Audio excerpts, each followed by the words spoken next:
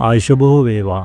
ලෝ විශාලතම වැසි වනාන්තරය විදියට සලකුණු ලබන්නේ ඇමසන් වනාන්තරයයි. අලංකාර දියඇලිවලින් සහ අලංකාර පරිසර පද්ධතියකින් සමන්විත ඇමසන් වනාන්තරය දකුණු ඇමරිකා මහද්වීපයේ ඇමසන් ද්‍රෝණියේ වැඩි කොටසක් ඇමසන් වනාන්තරය විසින් වසාගෙන තිබෙනවා. ඒ අනුව බොලිවියාව, කොලොම්බියාව, වෙනිසුලියාව, ඉක්වදෝරය, ගයනාව, බ්‍රසීලය, පේරු, සුරිනාමය සහ ප්‍රංශ ගයනාව යන රටවල් වලට ඇමසන් වනාන්තරයේ කොටස් අයිති වෙනවා. මෙම විශාල ඇමසන් වනාන්තරයෙන් 60% තරම් විශාල කොටසක් බ්‍රසීලය තුළ පිහිටා තිබෙනවා. හෙක්ටයාර මිලියන 670කට වඩා වැඩි භූමි ප්‍රදේශයක් පුරා පැතිරී පවතින මෙම ඇමසන් වනාන්තරය ආශ්‍රිතව ගෝත්‍රික ජනතාව වගේම විවිධාකාර සත්ව විශේෂ රාශියක්ද ජීවත් වෙනවා. ඒ සත්ව විශේෂ අතර ජීවත් වන සමහර සතුන් ඉතාමත් භයානක සතුන් ලෙස හඳුන්වන අතර ඉන් සමහර සතුන් ස්පර්ශ වීමෙන් මරණයට පවා පත්වීමේ අවදානමක් තිබෙනවා.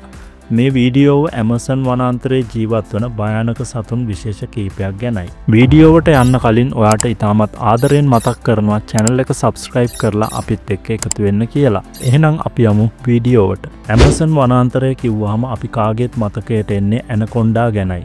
ඇමසන් වනයේ ඉන්න දැවැන්තම සර්පයා විදියට හඳුන්වන මෙම ග්‍රීන් ඇනකොන්ඩාවන් ඇමසන් ගංගාව ආශ්‍රිතව සහ වගුරු බිම් වල ජීවත් වෙනවා. ලෝකයේ සිටින විශාලතම නිර්විස සර්පයා ලෙසින් හඳුන්වන ග්‍රීන් ඇනකොන්ඩාවන් වැඩි වශයෙන් කරන්නේ ජලයේ ගිලී සිටීමයි.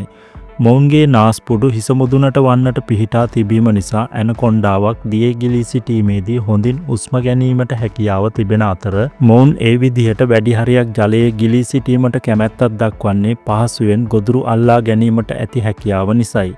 හොඳින් වැඩුණු ඇනකොන්ඩාවෙකුගේ බර කිලෝග්‍රෑම් 250ක් පමණ වන අතර දිග මීටර 9ක් පමණ වෙනවා. මේ විදිහට ජලයේ ගිලී සිටින විට වතුර බීමට පැමිණෙන බොහෝ සතුන් ඇනකොන්ඩාගේ ගොදුරු බවට පත් වෙනවා. ඒ විදිහට ගොදුරු කරගන්නා සතුන්ව හුස්ම ගැනීමට අපහසු වන තුරු ඇනකොන්ඩා විසින් වෙලාගෙන සිටින අතර ඇනකොන්ඩාට ගොදුරු වන සතාව මිය යන තුරු වෙලා ගැනීමෙන් පසු මියගිය සතාව ඇනකොන්ඩා විසින් ගිල දමනවා. ප්‍රධාන වශයෙන් මුවන්, කයිමන් කිඹුලන් සහ තවත් නොයෙක් සත්ව විශේෂ ඇනකොන්ඩාගේ ගොදුරු බවට පත් වෙනවා. ඇනකොන්ඩාවෙකුට මිනිසෙක් වුණත් පහසුවෙන් ගිල දැමීමට හැකියාව ඇති නමුත් නිල වශයෙන් ඇනකොන්ඩාවෙකුට මිනිසෙකු ගොදුරු බවට වාර්තා වන්නේ නැහැ. ඒත් ඇනකොන්ඩාට ගොදුරු මිනිසුන් පිළිබඳව නොනිල වාර්තා පළ වී තිබෙන අතර ඇනකොන්ඩා වැනි දැවැන්ත සර්පයෙකුට මිනිසෙකු ගොදුරු කර ගැනීමට හැකියාව ඇති බව ඒ සම්බන්ධව අදහස් දක්වන සත්ව විද්‍යාඥයන් පවසනවා. ඇමසන් වනාන්තරය හරහා ගලා යන ඇමසන් ගංගාව තුළ අමුතුම ආකාරයේ මත්ස්‍ය විශේෂ ජීවත් වෙනවා. එම මත්ස්‍ය විශේෂ අතුරින් ඉලෙක්ට්‍රික් ඊල් එහෙමත් නැත්නම් විදුලි ආන්දා කාගේත් අවධානයට ලක් වෙනවා. හොඳින් වැඩුණු විදුලි ආන්දෙකු දිගින් අඩි 8ක් පමණ වන අතර කිලෝග්‍රෑම් 20ක පමණ බරකින් යුතු වෙනවා. ඒ අනුව විදුලි ආන්දෙකු ප්‍රමාණයෙන් ඉතාමත් විශාල බව ඔයාට දැන් පැහැදිලි වෙනවා ඇති. අතීතයේ සිට ඇමසන් ද්‍රෝණියේ මිරිදිය ජලාශ ආශ්‍රිතව වාසය කරන මෙම මත්ස්‍ය විශේෂයේ විශේෂත්වය වන්නේ තම ශරීරයෙන් විදුලි කම්පනයක් පිට කිරීමට හැකියාව තිබීමයි. මොවුන්ට තර්ජනයක් වන ඕනෑම සත්වයකට දැවැන්ත විදුලි කම්පනයක් ලබා දී එම තර්ජනයෙන් මිදීමට මොවුන්ට හැකියාව තිබෙනවා. මෙම විදුලි ආන්දෙකුට වෝල්ට් 600ත් 900ත් අතර උපරිම විද්‍යුත් ආරෝපණයක් නිකුත් කිරීමට හැකියාව තිබෙන බවට විශ්වාස කරන අතර මෙම විදුලි කම්පනය හේතුවෙන් මිනිසෙකු වුණත් අනතුරට පත් කිරීමට විදුලි ආන්දෙකුට හැකියාව තිබෙනවා. එහෙත් විදුලි ආන්දෙකුගේ ප්‍රහාර මිනිසුන්ට ඉතාමත් කලාතුරකින් එල්ලවන බවට වාර්තා වන අතර වෙනත් මත්ස්‍යයන්, කිඹුලන්, අශ්වයන්, පක්ෂීන් වැනි සත්ත්ව විශේෂ මොවුන්ගේ විදුලි කම්පන ප්‍රහාර නිසා මරණයට පත්වුණු අවස්ථා වාර්තා වී තිබෙනවා. ඒ අනුව ඇමසන් වනාන්තරය ආශ්‍රිතව ජීවත් වන භයානක සත්ව විශේෂ අතරට විදුලි ආන්දා මත්ස්‍යයන්ද විශේෂයෙන්ම අයත් වී තිබෙනවා.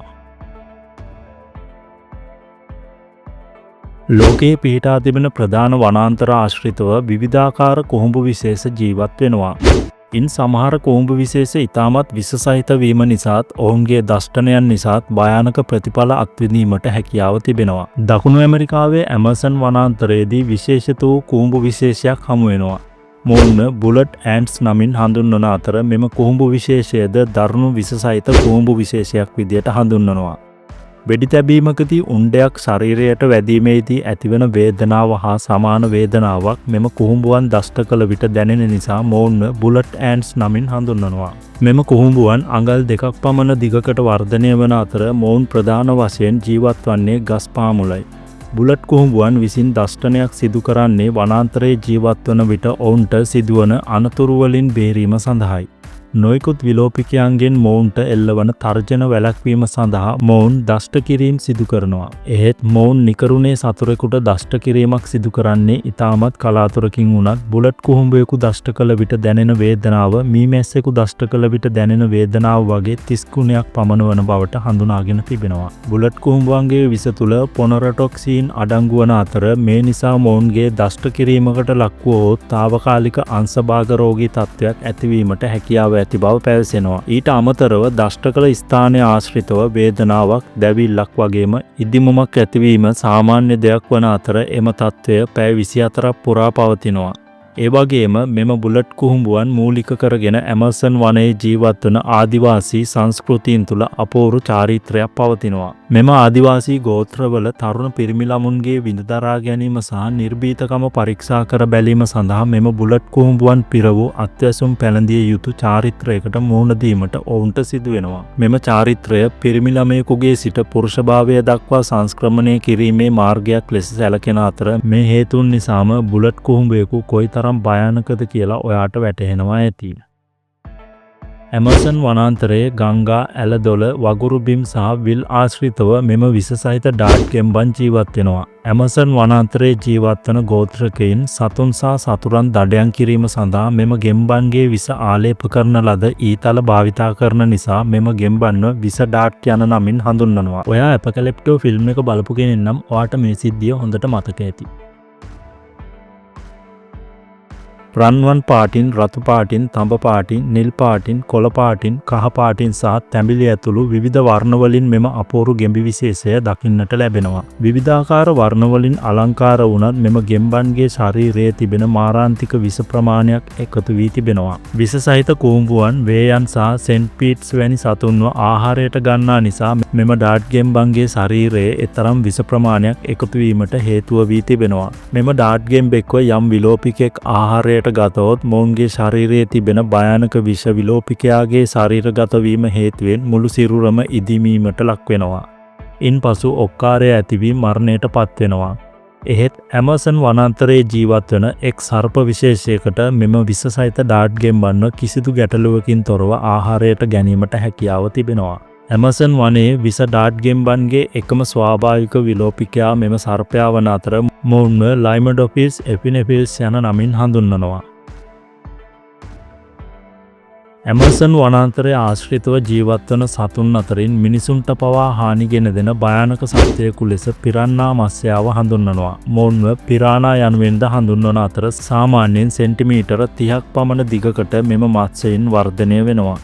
බැලූ බැල්මට ඉතාමත් අහිංසක සත්ව විශේෂයක් විදියට පෙනෙන මොවුන්ට ශක්තිමත් හකුසා තියුණු දත් පිහිටා තිබෙනවා. මෙම තියුණු දත් වලින් ඕනෑම සත්වයෙකු ඇටසැකිල්ලක් බවට පත් කිරීමට මෙම පිරානා මත්ස්‍යයන්ට වැඩි කාලයක් ගතවන්නේ නැහැ.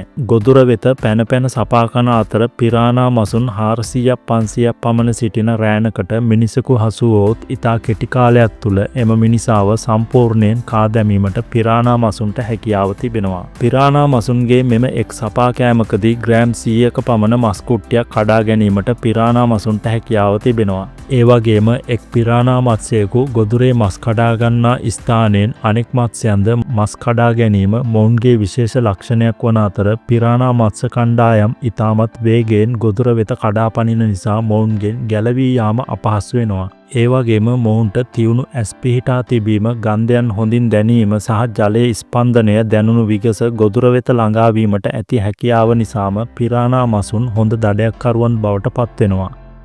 ඇමසන් වනාන්තරයේ ආශ්‍රිතව ජීවත් වෙන මසුන් මරන්නන් නිතරම පිරානා මසුන්ගේ ප්‍රහාරවලට ගොදුරු වන බවට වාර්තා වන අතර බොහෝ මසුන් මරන්නන්ගේ අත් සහ පාදවල ඇඟිලි අහිමි වී තිබෙනවා. මේ හේතුන් නිසාම පිරානා මසුන් කොතරම් භයානකද කියලා ඔයාට දැන් වටහා ගන්නට හැකියාව ඇති බවට කිසිදු සැකයක් නැහැ.